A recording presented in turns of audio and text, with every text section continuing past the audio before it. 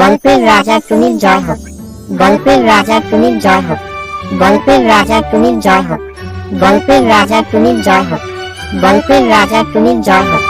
গল্পের রাজা টুনির জয় হোক। গল্পের রাজা টুনির জয় হোক।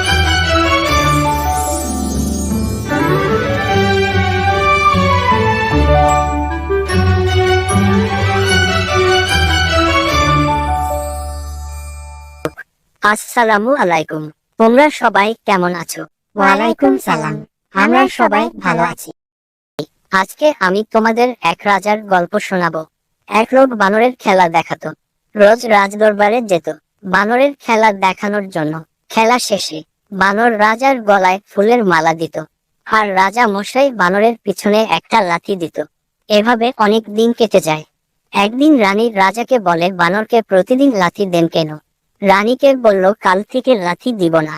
যেই কথা সেই কাজ। রাজা লাথি দেওয়া বন্ধ করলো। প্রথম দিন বানর রাজার পাশে বসলো। দ্বিতীয় দিন বানর রাজার চেয়ারে বসলো। তৃতীয় দিন বানর রাজার ঘাড়ে উঠে লাফালাফি করে। রাজা রানীকে বলল, দেখো রানী, আমি যদি বানরকে লাথি দিতাম তাহলে আজ আমার ঘাড়ে উঠে লাফালাফি করতো না। আজ এই পর্যন্ত। আসসালামু আলাইকুম।